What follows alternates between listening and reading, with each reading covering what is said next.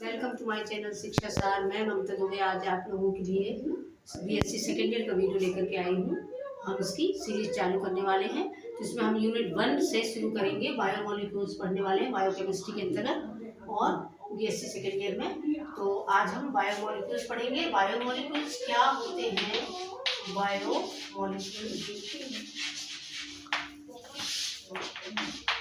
Biomolecules ऐसे रासायनिक तत्व हैं जो हमारी बॉडी को बनाते हैं। तो ये जो तत्व होते हैं हमारे शरीर के अंदर पाए जाते हैं और ये हमारे लिए ये यौगिक के रूप में भी उपस्थित होते हैं हमारे शरीर के अंदर, और मिश्रण के रूप में भी और तत्वों के रूप में भी पाए जाते हैं। ये हमारे शरीर की संरचना को बनाते हैं, हमारी बॉडी का निर्माण करते हैं। तो बायोमोलिक्यूल सभी जीवों में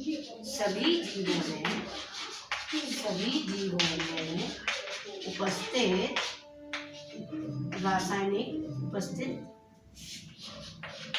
ऐसे रासायनिक तत्व हैं जो शरीर में यौगिक मिश्रण और तत्व के रूप में पाए जाते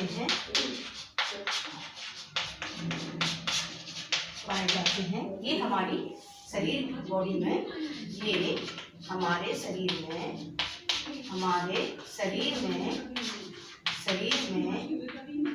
विभिन्न सेल्स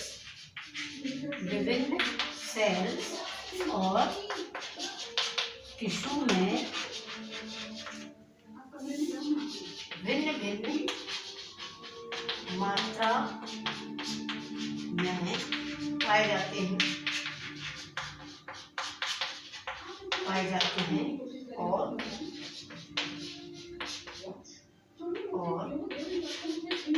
शरीर की संरचना को बनाते हैं। बायोमोलिक्यूल्स कहलाते हैं।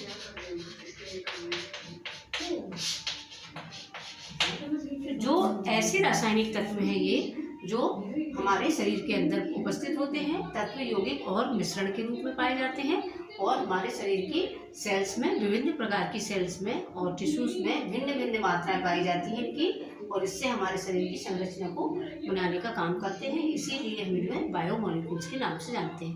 तो ये तत्व जो हैं वो 3 ग्रुप में डिवाइड किए गए हैं। आगे हम देखते हैं कौन कौन से ग्रुप में। पहला है मैक्रो एलिमेंट्स, जिन्हें हम मेजर एलिमेंट्स के नाम से भी जानते हैं। मेजर एलिमेंट्स या मैक्रो एलिमेंट्स।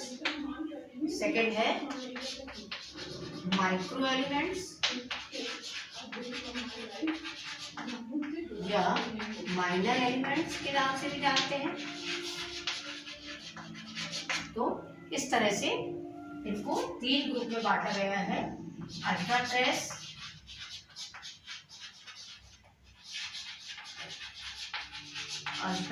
एलिमेंट्स। तो ये हमारे शरीर में जो एलिमेंट्स उपस्थित होते हैं या रासायनिक तत्व जो पाए जाते हैं उनको 3 ग्रुप में बांटा गया है। मैक्रो एलिमेंट्स या मेजर एलिमेंट्स, माइक्रो एलिमेंट्स या माइनर एलिमेंट्स, और अल्ट्रा ट्रेस एलिमेंट्स। तो ये कौन कौन से हैं इनको आगे हम देखते हैं। देखिए,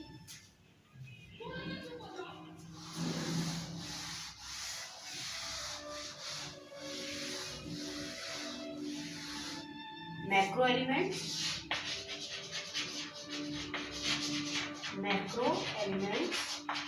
में किसको रखा गया है? कार्बन, हाइड्रोजन और ऑक्सीजन को। कार्बन, हाइड्रोजन और ऑक्सीजन, ये 3 हमारे मैक्रो एलिमेंट्स में रखे गए हैं। माइक्रो एलिमेंट्स में किसको रखा गया है? Micro elements sodium, potassium, phosphorus, calcium, magnesium, chlorine, nitrogen, sulphur तो ये इस तरह के एलिमेंट्स हैं। मैक्रो एलिमेंट्स हमारी बॉडी के लिए बहुत ही आवश्यक एलिमेंट्स हैं जो हमारे शरीर की संरचना में के बनाने में भाग लेते हैं। माइक्रो एलिमेंट्स ऐसे एलिमेंट्स जो हमारे शरीर में उनकी मात्रा भी जरूरी होती है। और अल्ट्रा ट्रेस एलिमेंट्स कौन कौन से होते हैं? अल्ट्रा ट्रेस एलिमेंट्स जो हमारे शरीर के लिए सूक्ष्म मात्रा के रूप में पाए जाते हैं। इनकी कम सूक्ष्म मात्रा ही हमारे शरीर के लिए आवश्यक होती है। तो अल्ट्रा ट्रेस एलिमेंट्स में हम Fe, मैग्नीज, कोबाल्ट, कॉपर और कोबाल्ट, क्रोमियम आदि ये ऐसे एलिमेंट्स होते हैं जिनकी हमें कम मात्रा हमारी बॉडी के लिए आवश्यक होती है। आगे देखते हैं हम।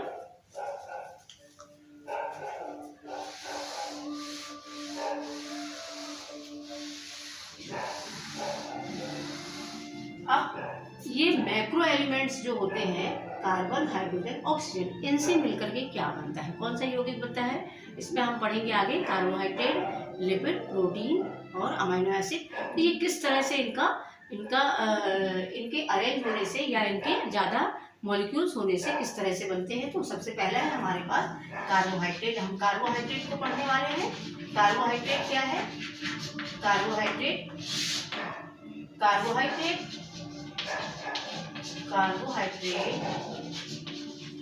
कार्बन, हाइड्रोजन और ऑक्सीजन से मिलकर के बना होता है। कार्बन, हाइड्रोजन और ऑक्सीजन के 1:2:1:1 मिलने से बनता है। तो कार्बोहाइड्रेट जो है यही हमारे कार्बन, हाइड्रोजन, ऑक्सीजन मिलकर के कार्बोहाइड्रेट का फॉर्मेशन करते हैं। और कार्बोहाइड्रेट हमारे शरीर में इसके तीनों के 1:2:1 अनुपात के मिलने से बनता है। ये हमारे शरीर का बहुत ही आवश्यक, ये हमारे शरीर के लिए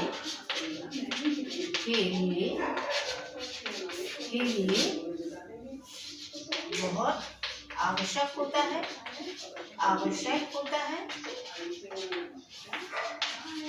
जो हमें ऊर्जा देता है। तो कार्बोहाइड्रेट में जैसे हम देख सकते हैं इसका एग्जाम्पल, यदि हम देखते हैं एग्जाम्पल, तो इसका एग्जाम्पल क्या होगा? ग्लूकोज जो हम पहले से पढ़ते आए हैं। शुगर या ग्लूकोज जिसका फॉर्मूला हमें पता है C6H12O6, जिसमें कार्बन, हाइड्रोजन और ऑक्सीजन तीनों तत्व शामिल हैं। तो इन तीनों तत्वों से मिलकर के कार्बोहाइड्रेट या ग्लूकोज बनता है। तो इसी तरह से हम कह सकते हैं कि ये ग्लूकोज किससे मिलकर के बना है? कार्बन, हाइड्रोजन और ऑक्सीजन से मिलकर के। इसी तरह से सुक्रोज भी एक एग्जाम्पल दे सकते हैं हम, C12H22, इससे ये डबल होता है सुक्रोज। ये भी कार्बन, हाइड्रोजन, ऑक्सीजन से मिलकर के बनता है। तो इस तरह से कार्बोहाइड्रेट जो है वो इन्हीं मेजर या मैक्रो एलिमेंट से मिलकर के बने होते हैं। आगे हम देखेंगे कार्बोहाइड्रेट।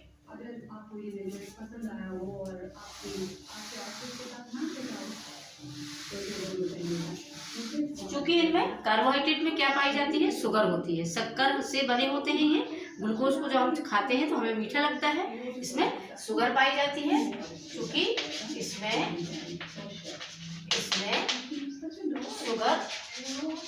शुगर उपस्थित होती है,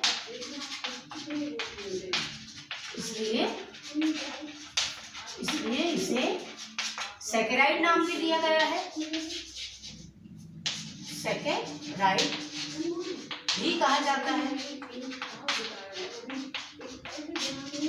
सैकेराइड भी कहा जाता है क्योंकि इनमें शुगर उपस्थित होती है। शुगर के अकॉर्डिंग इनका नामकरण सैकेराइड के नाम से भी जानते हैं, जैसे मोनोसैकेराइड, डाइसैकेराइड, ओलिगोसैकेराइड, पॉलीसैकेराइड। इस तरह से इनको सैकेराइड भी कहा जाता है क्योंकि इसमें शुगर होती है, तो इनको शुगर के कारण सैकेराइड्स नाम दिया जाता है। इनके जल अपघटन के द्वारा क्या प्राप्त होता है? पॉलीहाइड्रोक्सी एल्डिहाइड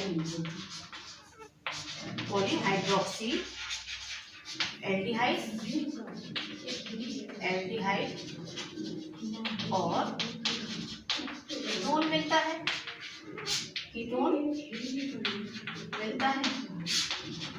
यदि हम कार्बोहाइड्रेट का जल अपघटन करते हैं या जल अपघटित होता है इनका, तो पॉलीहाइड्रोक्सी एल्डिहाइड और कीटोन का फॉर्मेशन होता है या बनते हैं।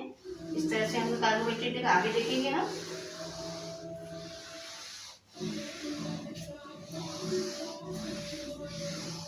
ये हमारी ये सामान्यतः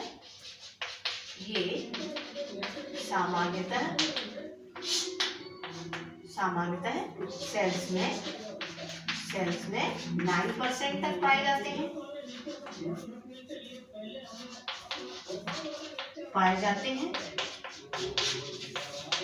और लिवर सेल्स में ये 15% तक पाए जाते हैं। और आलू चूंकि हम जानते हैं आलू जो होता है उसमें बहुत ज़्यादा मात्रा में कार्बोहाइड्रेट होता है। आलू में ये 50% से भी अधिक पाए जाते हैं।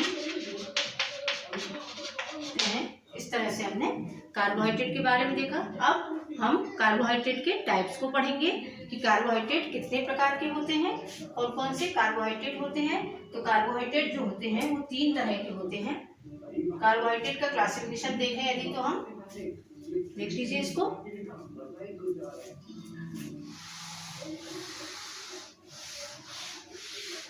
कार्बोहाइड्रेट के क्लासिफिकेशन में हम देखेंगे क्लासिफिकेशन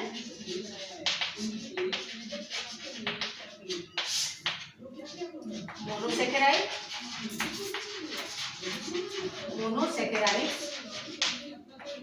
ओलिगोसेकेराइड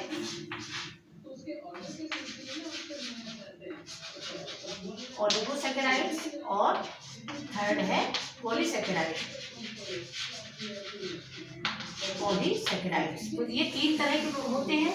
वो कार्बोहाइड्रेट 3 प्रकार के होते हैं, मोनोसेकेराइड, ओलिगोसेकेराइड और पॉलीसेकेराइड। तो मोनोसेकेराइड यूनिट्स कैसी होती हैं, ओलिगो कैसी और पॉली कैसी, अब पढ़ने वाले हैं हम। तो मोनोसेकेराइड्स जो होते हैं वे ऐसे रासायनिक तत्व हैं, कार्बोहाइड्रेट हैं जिनको मोनोसेकेराइड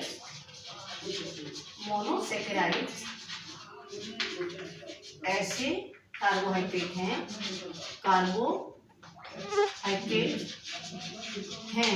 जो और अपघटित नहीं किए जा सकते,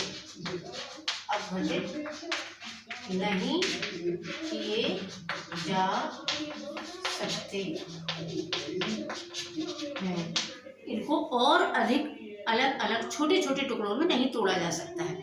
ऐसे कार्बोहाइड्रेट जो होते हैं वो मोनोसेकेराइड कहलाते हैं। मोनोसेकेराइड को हम और अधिक सूक्ष्म उसको अणुओं में नहीं तोड़ सकते हैं, इसलिए इनको बोलते हैं हम मोनोसेकेराइड। तो मोनोसेकेराइड कितने कार्बन परमाणु के बने हो सकते हैं? 3 से लेकर के 7 कार्बन परमाणुओं के बने होते हैं। किस तरह से हम देखेंगे इनको, कार्बन परमाणु की। अब इन मोनोसेकेराइड्स को ये 3 से 7 कार्बन परमाणुओं के बने हो सकते हैं। तो कार्बन परमाणुओं की संख्या के आधार पर इनको अलग अलग डिवाइड किया गया है। कार्बन परमाणुओं की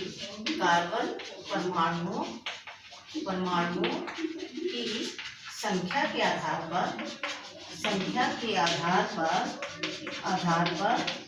इन्हें क्लासिफाई किया गया है।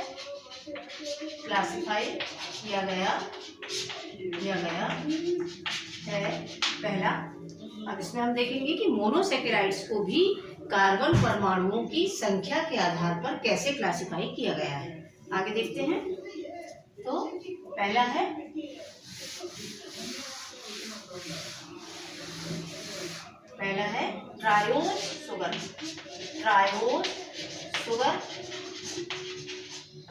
Triose sugar. मतलब इसमें ट्रायोज टेट्रोस, पेंटोस, हेक्सोस, मतलब कार्बन परमाणुओं की संख्या यदि 3 है तो इसे हम ट्रायोस बोलते हैं, यदि 4 है तो टेट्रोस, 5 है तो पेंटोस।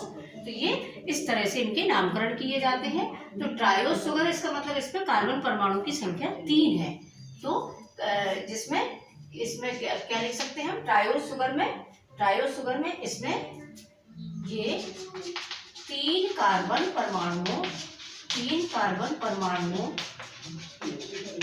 के बने होते हैं। जैसे एग्जाम्पल देंगे इसका हम, इसका एग्जाम्पल क्या है, ग्लिसरैल्डिहाइड।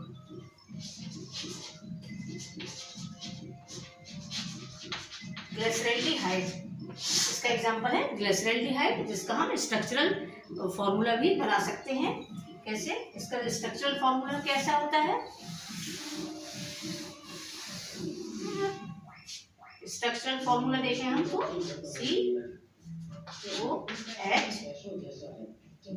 CHO, यदि हम इसको ऐसे डायरेक्ट भी लिखें तो CHO और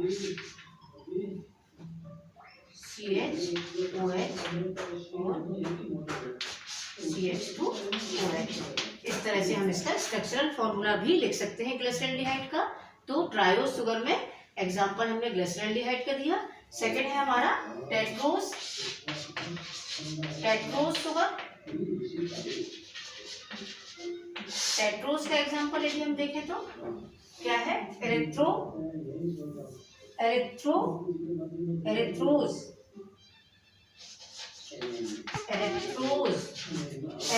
है इसका एग्जांपल, टेट्रोस शुगर का एरेथ्रोज है। इसका यदि हम केमिकल फॉर्मूला, स्ट्रक्चरल फॉर्मूला देखें तो एरेथ्रोज का कैसा होगा, इस तरह से यहाँ बनाते हैं हम CHO, CHOH और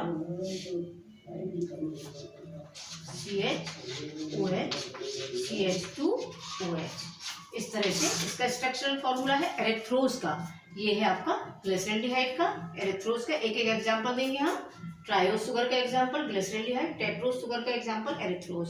तो ये हमने 2 अभी पढ़ा मोनोसैकेराइड्स के एग्जांपल। आगे देखते हैं हम, देख लीजिए।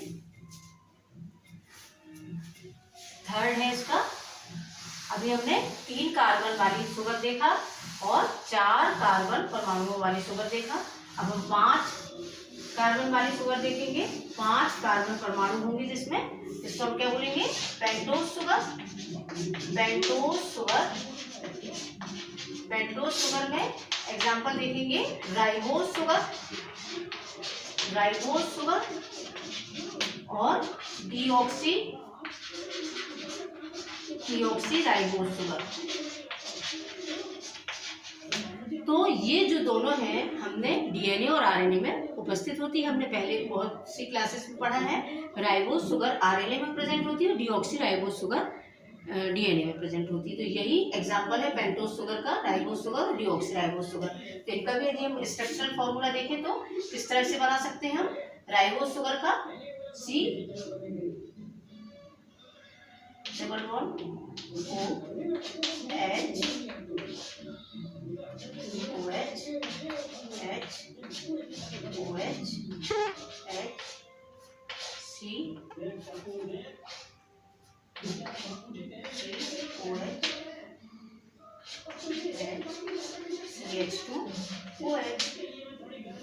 तो इस तरह से हमने देखा ये 5 कार्बन परमाणु इसमें उपस्थित है। ये क्या है आपकी राइबोस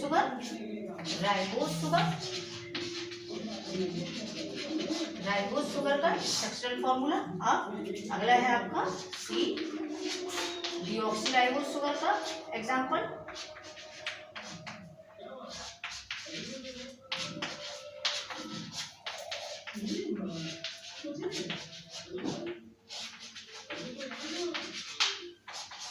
डीऑक्सी राइबोस शुगर, तो ये अगला फॉर्मूला है डीऑक्सी राइबोस शुगर और राइबोस शुगर में इसमें क्या अंतर है, एक ऑक्सीजन की इसमें कमी होती है, इसलिए इसको बोलते हैं डीऑक्सी राइबोस शुगर। और राइबोस शुगर में ऑक्सीजन प्रेजेंट होता है। तो ये डीऑक्सी राइबोस शुगर का फॉर्मूला, तो ये राइबोस शुगर का स्ट्रक्चरल फॉर्मूला। तो ये 2 एग्जांपल हमने पेंटोस शुगर का देखा। आगे देखते हैं हम हेक्सोस शुगर। अगली शुगर है हमारी हेक्सोस।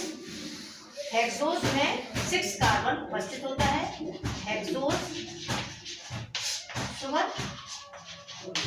इसका एग्जाम्पल हमारा ग्लूकोज। ग्लूकोज का फॉर्मूला आपको पता है C6H12O6। हेक्सोस शुगर का एग्जाम्पल ग्लूकोज हुआ। इसी तरह से हेप्टोस, हेप्टोस शुगर, हेप्टोस शुगर जिसमें कितने कार्बन परमाणु होते हैं, जिसमें कार्बन परमाणु 7 होते हैं, इसलिए उसको हम हेप्टोस शुगर कहते हैं। इस तरह से 3 से 7 कार्बन परमाणु की उपस्थिति जो होती है वो मोनोसेकेराइड्स के लिए होती है। अब हम इसके बाद ओलिगोसेकेराइड्स पढ़ेंगे। इसके पहले हम इसकी प्रॉपर्टीज देख लें। मोनोसेकेराइड्स की प्रॉपर्टीज, मोनोसेकेराइड कैसे होते हैं, इनकी प्रॉपर्टीज में हम 2 तरह की प्रॉपर्टीज पढ़ेंगे, एक फिजिकल प्रॉपर्टी और एक केमिकल प्रॉपर्टी। तो फिजिकल प्रॉपर्टी क्या होती है? फिजिकल प्रॉपर्टी मतलब उसके बाहरी स्वरूप को देखना कि वो कैसे दिखाई देते हैं, मीठे होते हैं, टेस्ट करने पर कैसे होते हैं और वो कैसे कलर के होते हैं। और केमिकल प्रॉपर्टीज जिसमें वो किसी दूसरे केमिकल के साथ जब उनको मिलाया जाता है तो उसमें कैसा रिएक्शन होता है। तो प्रॉपर्टीज में हम देखेंगे इनकी प्रॉपर्टीज। फिजिकल,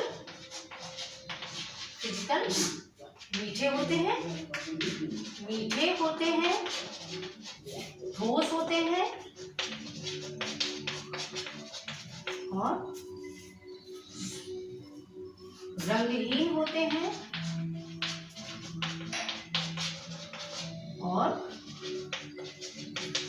पानी में विलेय होते हैं, पानी में विलेय होते हैं, विलेय होते हैं। हमने देखा है शुगर को जब हम पानी में मिलाते हैं तो वो विलय हो जाती है उसमें। इस तरह से जो फिजिकल प्रॉपर्टी होती है, मीठे, ठोस, रंगहीन और पानी में विलय होते हैं। अब हम केमिकल प्रॉपर्टीज देखते हैं इनकी। केमिकल प्रॉपर्टीज, केमिकल प्रॉपर्टीज में ये क्या क्या देते हैं? ऑक्सीडेशन करते हैं, ऑक्सीडेशन, रिडक्शन और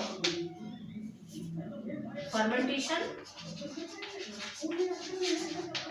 फर्मेंटेशन की प्रोसेस भी करते हैं ये, एस्ट्रिफिकेशन भी करते हैं, एस्ट्रिफिकेशन।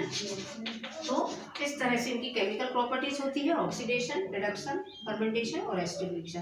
तो ये हमने मोनोसेकेराइड्स के बारे में आज देखा कि इनमें कौन कौन सी शुगर पाई जाती हैं, इनकी केमिकल प्रॉपर्टीज और फिजिकल प्रॉपर्टीज, इनकी बायो या हम इनको बायोलॉजिकल इनका इम्पोर्टेंस भी देख सकते हैं। बायोलॉजिकल इम्पोर्टेंस में हमने इतना सारा बताया आपको कि हमारे शरीर के अंदर पाए जाते हैं और हमारे शरीर को ऊर्जा देते हैं, हमारे शरीर में एनर्जी बनाने का काम करते हैं। ये इसका बायोलॉजिकल प्रॉपर्टीज़ है। तो इस तरह से हमने मोनोसेकेराइड्स को देखा। अब इसके बाद हम पढ़ने वाले हैं ओलिगोसेकेराइड्स। ओलिगोसेकेराइड सेकंड ग्रुप है इसका कि वो किस तरह से होते हैं। तो इसको हम नेक्स्ट पार्ट में पढ़ेंगे। तो यदि आपको मेरा वीडियो अच्छा लगता है तो इसको लाइक करिए, सब्सक्राइब करिए और ज़्यादा से ज़्यादा बच्चों पर को शेयर करिए। तो इसके आगे हम सेकंड पार्ट बनाएंगे इसके। तो थैंक यू बच्चों।